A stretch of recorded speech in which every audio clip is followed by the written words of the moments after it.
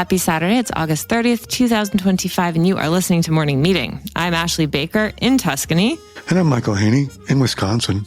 And we are trying to ignore the news in these dog days of summer because it is the last week of our favorite time of year, and yet it is impossible. We are two of your airmail editors who are hopelessly addicted to the papers, the magazines, the Substacks, the podcasts, and the televisions, unfortunately. So here's what's been going on this week. Well, it doesn't look like that Nobel Peace Prize is going to be coming for Trump anytime soon. On Wednesday, a Russian airstrike in Kyiv killed 18 civilians, including 4 children. So much for those peace talks. Meanwhile, Tony Blair is now joining Jared Kushner to advise Trump on a plan to transform Gaza into, quote, a Riviera of the Middle East. We thought that was just a joke when that news surfaced several months ago. Apparently not. As always, airmail is the antidote to it all. We've got a great show for you today, as you mentioned. First, many of you will recall the infamous phone hacking scandal in the UK, where it was revealed that Rupert Murdoch's London tabloid had hacked into the voicemail of a 12-year-old murder victim.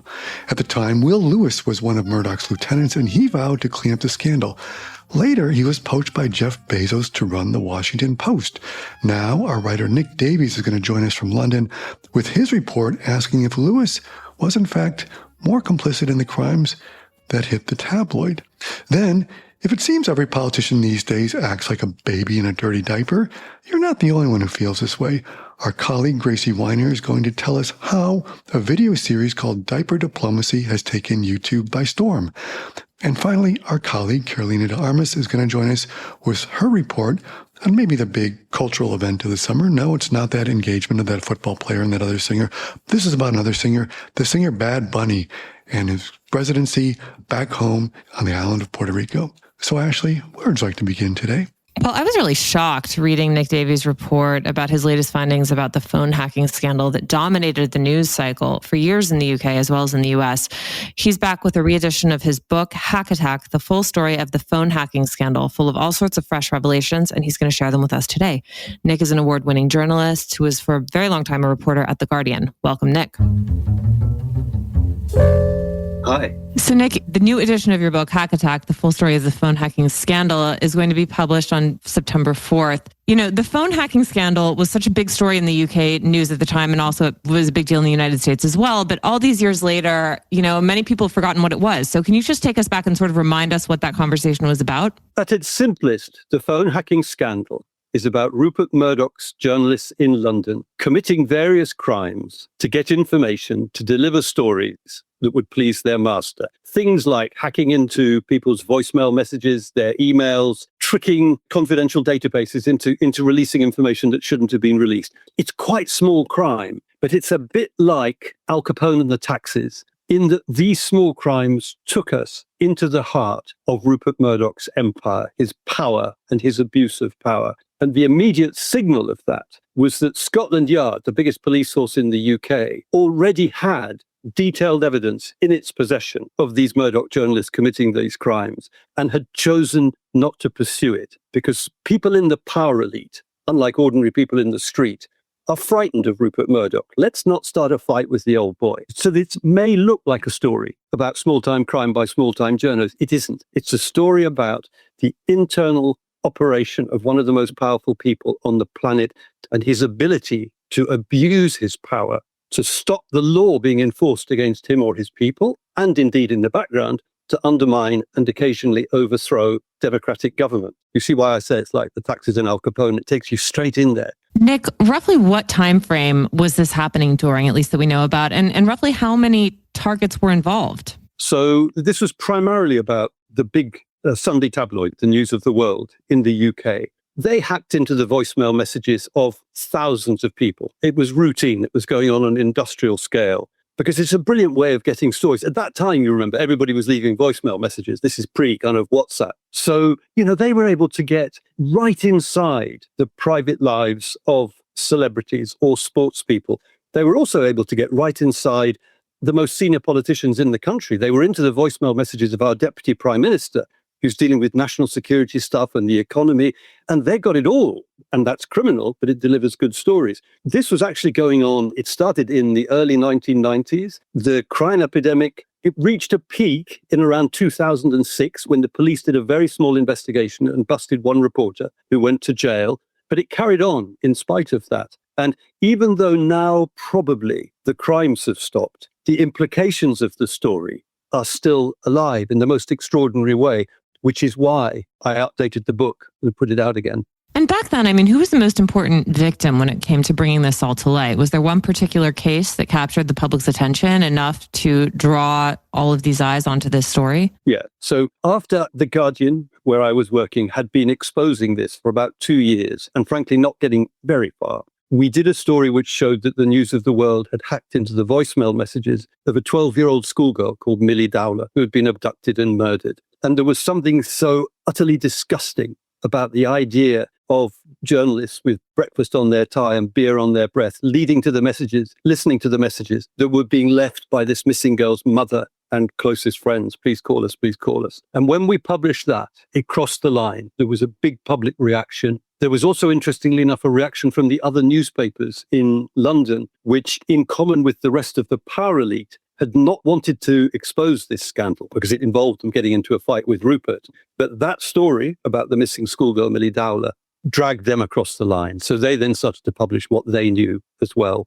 And the whole thing took off. And one of the things that's been happening that's been important is that since then, something like 1,200, 1,300 people have sued Murdoch's UK company for hacking into their voicemail and committing other crimes, including notably Prince Harry, whose case nearly came to trial earlier this year. And each time anybody like that sues, they go to the court in London and the judge orders the Murdoch company to disclose internal material. And reluctantly, over the years, they've handed over masses and masses of stuff. Some of that's still secret, but a lot of it has been deployed in open court.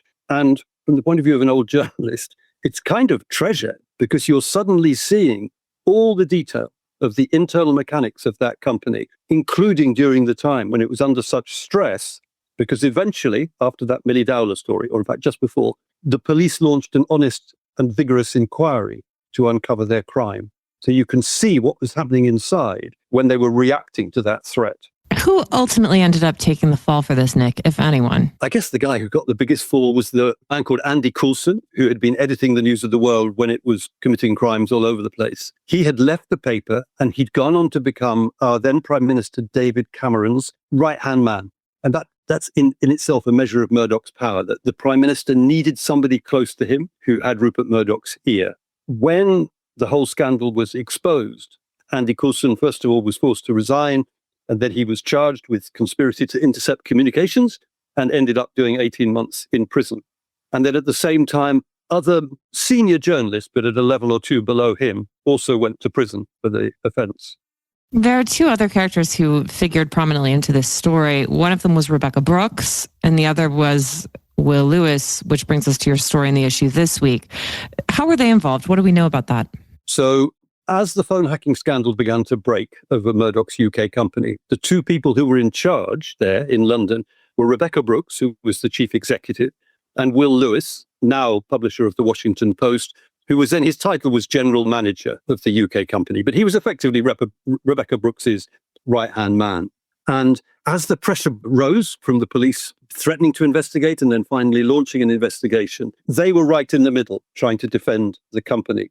And the key thing here is that quite soon after that, we discovered that the two of them had been in charge of the destruction of almost all of the email archive of the company. 30.1 million email messages were deleted. And this covers 10 to 15 years of multiple criminal activities. Now, at the time that happened, they said, we had to do it. Our servers were overloaded. The archive was causing trouble. It was all done for technical reasons. And as far as I was concerned at the time, there was no good reason to doubt that. And in the first edition of the book I wrote, I reflected that. Since then, with all this new evidence coming out, as people sued and judges ordered its disclosure, it seems to me that that's not what happened. It seems to me now that if you look at that evidence, you're driven to the conclusion that Rebekah Brooks and Will Lewis were overseeing a deliberate effort to destroy evidence before the police could get hold of it. And that's a serious criminal offense. It's much more serious than hacking into somebody's voicemail messages. So that's what I've written in the new edition of the book. I reproduced in detail all of that evidence. And, you'll read it, you'll decide whether or not you agree with my conclusion. I've completely shifted position on it. Originally, I was neutral. If they say they had an explanation for getting rid of all these emails, okay, maybe that's true. Now, with the accumulation of all the detail that's come out, I don't see it. I could give you a couple of examples, which are relatively simple in amongst a lot of detail. One of the things they said at the time was, this obviously wasn't an attempt to get rid of the evidence, because when we destroyed all those emails, we kept backups. So they were all still there. Now, that's true. They did make backups of their email archive. What I didn't know back then was that a week or two after the police arrived on the scene with their vigorous new inquiry, they ordered a senior IT guy to destroy all of those backups. And he did. So that original claim, we kept backups, turns out to count for nothing. There was another thing which directly involves Will Lewis. At the time it became clear that he had sent messages to the IT department saying, before you delete all these millions of emails, keep backups of the following people, keep copies of the email messages of the following people, because they're suspects who the police will be interested in. Now, that's a very strong defense. We destroyed the archive, but we kept the messages of the people the police would be interested in. Okay, so those messages went onto a laptop, a secure laptop. I never knew what had happened to it. Now we know that the police came in. They were not given that laptop. Months later, when Rebecca Brooks herself was arrested, the police found that laptop in an underground safe hidden under the floor, which was itself in a section of the floor under a vanity table in an annex of Rebecca Brooks's office. Now, if you're saving those emails to help the police investigate suspects, you don't stash it in an underfloor safe under a vanity table in an annex. Nick, it's got to be surreal to you to watch the continued ascent of Will Lewis at the Washington Post. What has happened to Rebecca Brooks?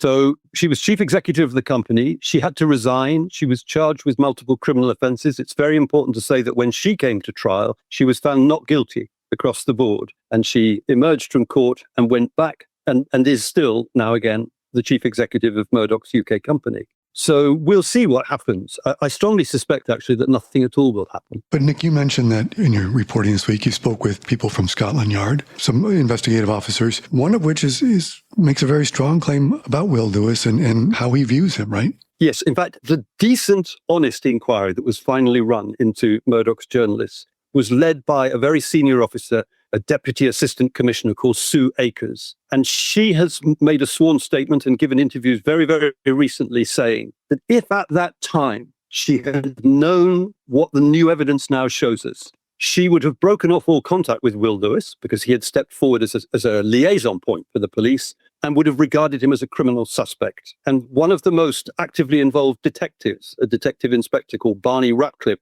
has also made a sworn statement saying that if he had understood what the new evidence now shows us, he too would have regarded Will Lewis as a suspect and would probably have arrested him and accused him of perverting the course of justice, which is the UK offence, which is serious stuff, that offence. The maximum sentence for that is life in prison. So these are officers who were in charge, who were very involved, but they're now both retired, so they've got no power over the decision-making. And so they may well say that, and people who read the evidence may well think they're justified in saying that. A completely separate question is whether the leadership of the police in London now will act.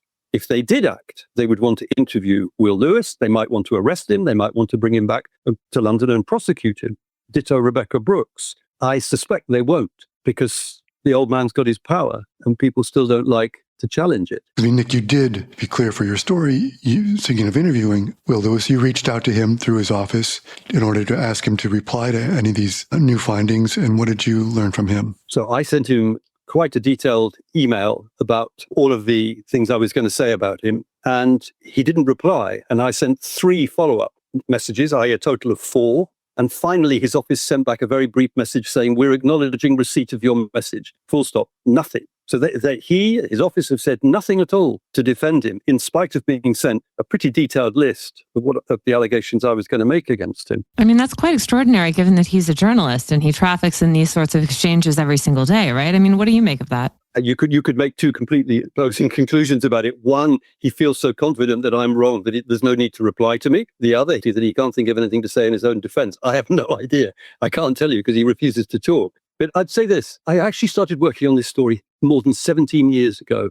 And I would like you to know I've done other things with my life. I haven't just been doing it for 17 years. But I reckon this is the most serious moment in the long saga of this story. You haven't had a moment before when 2 such senior significant people are potentially going to be found to have committed such serious crime. It's quite interesting, actually, to think about where Rupert Murdoch sits in history, because if you look back at his career, he really understood that if you control outlets of information, A, you can use them to feed whatever falsehood and distortion you wish to the consumers. And B, you can use that power that you've got over the consumers, who are also known as voters, to bully government into doing what you want. But in Murdoch's day, he had to be discreet and cautious about both things, the falsehood and distortion and the bullying of government, because it wasn't allowed.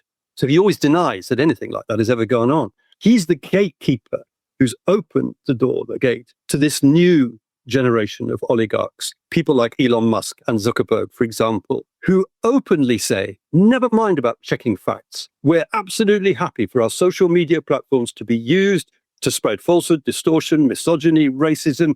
It's fine. So they're overt about it. And look at the way that they have behaved with government, particularly in Washington. There's nothing discreet or clever about their attempts to connect with the White House. It's brazen. So I think future historians, if our species happens to survive, will look back on Murdoch as the oligarch who opened the door to a generation of oligarchs who no longer had to pretend to be interested in democracy or truth-telling.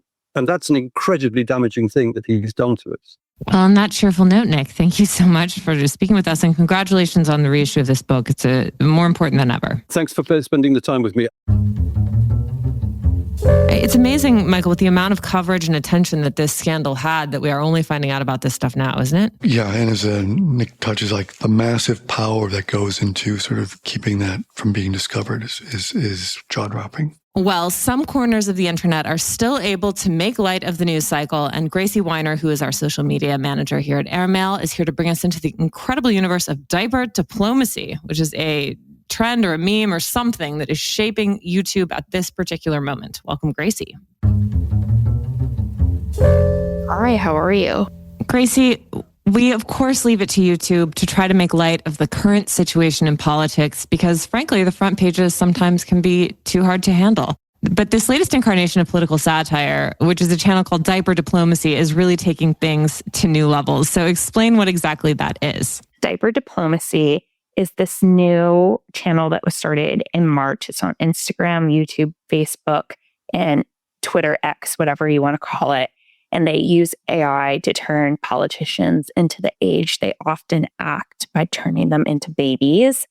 They take these political highlights, like one of the most recent videos is a White House moment between Zelensky and Trump, and babyfy the politicians. It almost makes these moments and Donald Trump a little bit more palatable. I often cannot watch a full video of Trump, and all of a sudden I found myself watching all of these. The ideas seem a little ridiculous to me, but you read the comments and people just love it. I think it caters to a very kind of specific age range, but when you read the bio of the account and it's run by an anonymous person, it says, trigger warning, this is caters to both sides, no one's off limits, and it's poking fun of the ridiculousness of politics. They often take kind of control of us. And, I just want to make lightheartedness of this.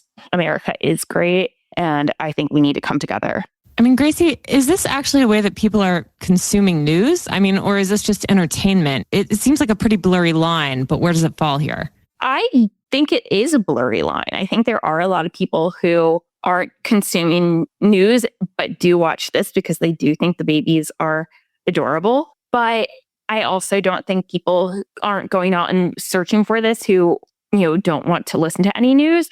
So there are comments on it that says, this is the only way my wife can digest the news, or this is the only way I will search it out. I will give a little disclaimer. I do think you need to read more into the news as well. This is just, listening to a Trump's rant in the White House. So it's maybe not the best information you're getting, but a lot of people seem to be listening to this, and it's maybe a good way to listen to what Trump has to say and what other politicians have to say. So a lot of people do seem to be listening. It's somewhere between doing what a political cartoon does, as well as kind of that version of like when you're afraid to give a speech or told to like imagine everyone naked. This is like, okay, these people drive me crazy. And if you just see them as their infantile, raw id, it just seems like, of course, this is like, it doesn't make them seem so all dominating in your psyche anymore. It's a way to sort of like just get a laugh when you need to laugh now in these times, right? Exactly. Yeah. It makes it all a little bit humorous. And then a lot of comments call this out. It makes it humorous and, makes you laugh. But then you also have to remember, oh, wait, what they're really speaking about is serious and is going on. So it is a little, and bittersweet's not the right word, but there is, a real life with the humor and real consequences. So, but maybe they're onto something. Maybe we do need to, as I joke in the piece, maybe like MSNBC needs to go past the MS Now rebrand and do MS Baby. As an astute observer of social media and the internet, how is your thinking about the way that we consume news on social media evolving at this particular moment? Oh my gosh. I mean, let me first say, like, Ashley, I wish I could be you and quit social media. Unfortunately, it is my job, but it's really interesting where so many people are getting their news from social media. And like, I think one of the accounts I look at the most is Aaron Parnes, who, every hour he's on there saying breaking news, Trump, blah, blah, blah, whatever. And he is this young guy who, is bringing the news and bringing updates. So there's some people who give really credential things and have gone through training and know what they're doing. And there's other people who are spinning it. And that's how we have people who become extremists. And so I think people feel like they can trust certain people. And then, I also get a lot of my news from looking at different news outlets on social media. So it's becoming the first place people look and it disseminates quickly. And, you find things and it spreads quickly. So, well, Gracie, we always have a lot to talk to you about, but this story in particular was a true delight. So thank you so much for sharing it with us. Of course. And Gracie, you've got one other story in the issue this week. Take us there. Yes, it is in Denver, Colorado. Well, I guess around the world. Botanical gardens have created their own competition. I could only liken it to the Great British Baking Challenge. And this is where I am finding solace in social media right now. Denver Botanical Garden has challenged other botanical gardens for the third year in a row to see how much weight their giant lily pads can hold. And it is just pure cinema, pure entertainment. It's so lighthearted. And so I wrote a little piece about that, and it makes me smile every time I watch it and watch every video. So I could not recommend that enough. If you go to the Denver Botanical Garden, Botanic Gardens Instagram page, they have a water lily way off highlight that you can click through and watch all the videos. And it will just be a little thing if you need a break from the news. Gracie, you are delivering all of the delights today. Thank you so much. Of course. I need to share my hours of scrolling on social media with someone. So thanks again, Gracie. Have a great weekend. Of course. You too. Bye. Well, something that is not going to get sorted out is our backstage passes to the Bad Bunny show in Puerto Rico. I'm not feeling optimistic about this. Fortunately, our colleague Carolina de Armas has the inside scoop. Carolina is a junior editor at Airmail. Welcome, Carolina. Thank you so much for having me. So Carolina, after reading your story this week, I was feeling really sorry for all of those poor suckers on the Amalfi Coast or taking their boat trips through Croatia, because it turns out that the real party this summer is happening in Puerto Rico. Take us there. I definitely agree with you. And that's why I spent most of my summer in Puerto Rico, back home. I go back home every summer, obviously, to visit my family. That's where I was born and raised. But this summer, I decided to go more than usual. And then I put in the excuse that I was going to see my family, but it was actually to go see Bad Bunny at his residency, his 30 concert residency that kicked off in July. And so here's sort of how it worked. His residency started as exclusively for locals, exclusively for people who had, let's say, Puerto Rican IDs, which is just like, let's say that you have this driver's license from Puerto Rico, then you had to prove that you were a resident there in order to be able to go to this concert. I don't live there, but my whole family does, and I have a Puerto Rican ID, so it worked out just fine for me. And I was able to go to his concert on July 18th, and it was amazing. And then I loved it so much that my aunt had an extra ticket in August when it was actually open to everyone around the world. It wasn't exclusive anymore to locals. And I was able to go back with her on August 10th, which was when Penelope Cruz was there and Javier Bardem. And that's when I sort of noticed this trend. For those of our listeners who are not familiar with the wonderful wide world of Bad Bunny, explain to us exactly who this guy is, how he got so huge, and why his music is so beloved. Of course. Well, Bad Bunny, he was born and raised in Vega Baja, which is just a few minutes away from the capital of San Juan. He initially kicked off his music career around, I'd say, 2016 with this hit song, Soy Peor. But obviously, he didn't really make it out into the global stage, I'd say, until 3 years later in 2019 with his album Por Siempre. And I think after that, he's sort of been just like playing everywhere. Like if you don't know his name, you've certainly heard his music, even if you aren't actively searching for it. I mean, every time you go to a grocery store, his song is playing somewhere. You go to a bodega, you just go to a party and there is a Bad Bunny song playing. I remember being at this bar in Amsterdam and they were playing Bad Bunny there, or at a club in Paris and they were also playing Bad Bunny there. He's just truly sort of everywhere. That's what really just is so cute about this tour, to use another adorable, sweet. It's just that everyone's sort of praising him for this residency because he became this global sensation. He's reached the ivory towers of like the Super Bowl. He co-chaired the Met Gala. He hosted Saturday Night Live. He's basically done everything that an important person does. And now he's bringing all of that love back to the place where he was born and raised. And so he's decided to exclusively do concerts there. But what Bad Bunny has done is sort of like romanticize the idea of Puerto Rico. And truly, you would be in shock how much it works. I mean, I'm not saying that people are moving back to the island, but they're definitely visiting more often and they're looking at it from a different lens. Carolina, what I love is, you're talking about romanticizing it and making it seem like it's a great destination, as Ashley said. It's an Amalfi that's right near our doorstep. And I think nothing captures that better than in your reporting where, this residency starts kind of quiet. And then lo and behold, it all starts to blow up with a tweet from LeBron James, right? Who basically says, I'm on my way down there, right? Exactly. LeBron James tweeted on, I think it was the night before the residency started on July 11th. And he was like, Benito, I'm coming to see you.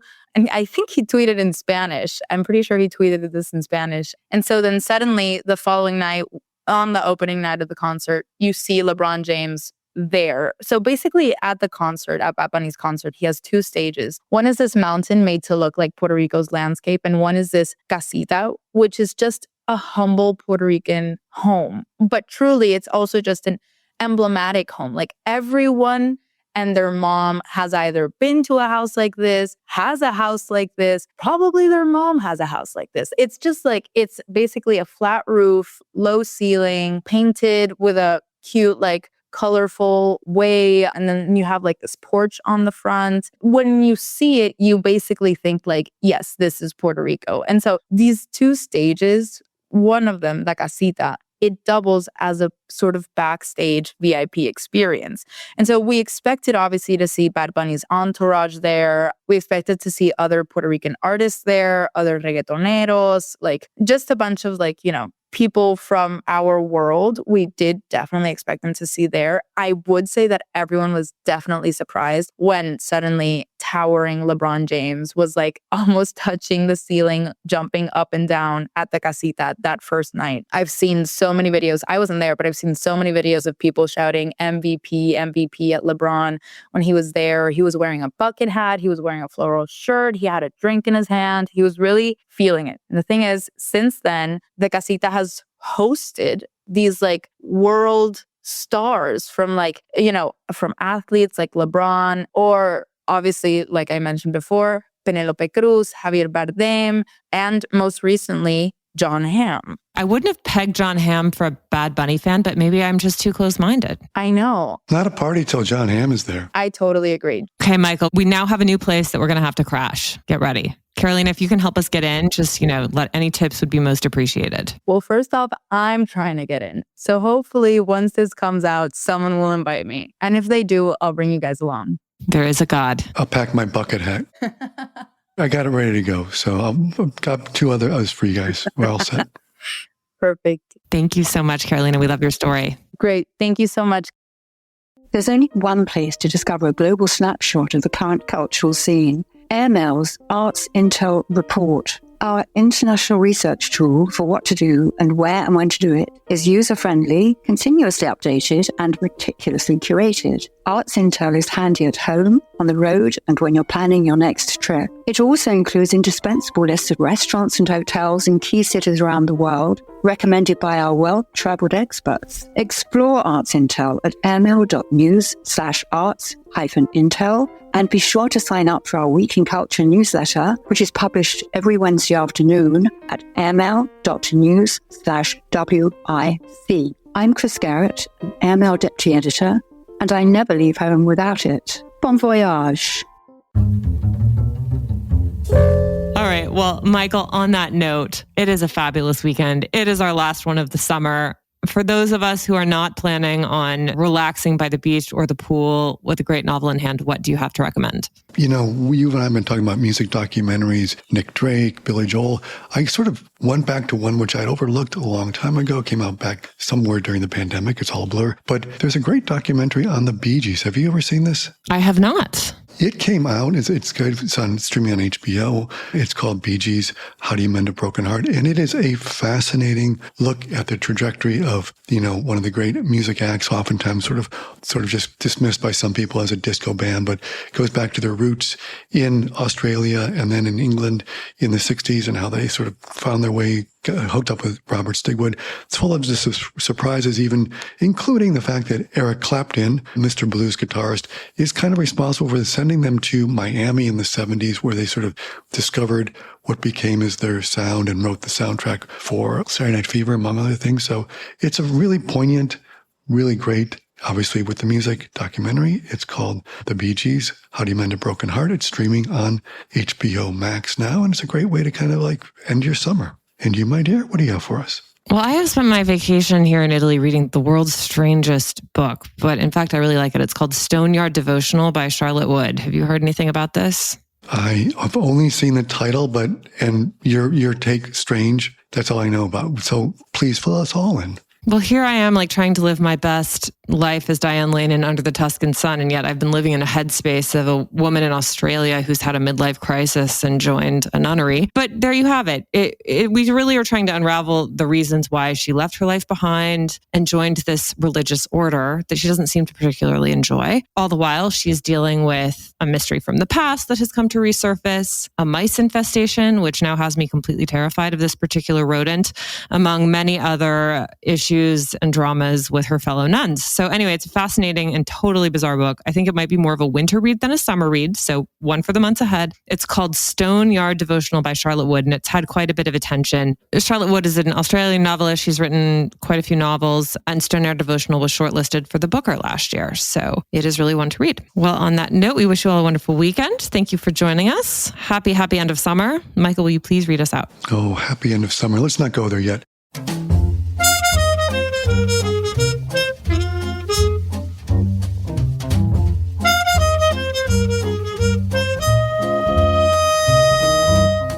Morning Meeting is produced by Airplay Productions and edited by Jesse Cannon. Our coders are Graydon Carter and Alexander Stanley. Our Chief Operating Officer is Bill Keenan, and our deputy editors are Ashley Baker, Chris Garrett, Nathan King, Julie Vitale, and Ash Carter. Our CMO is Emily Davis, and our music supervisor is Randall Poster. Our theme music is The Cute Monster by the Buddy Collette Quintet. A new edition of Airmail is published every Saturday, so please subscribe and enjoy all of our stories on airmail.news, which we update every day. You can also find us on Twitter and Instagram at Airmail Weekly. We will be back here next Saturday with another edition of Morning Meeting, but in the meantime, be sure to subscribe at Spotify or Apple Music. But most of all, thanks again for joining us.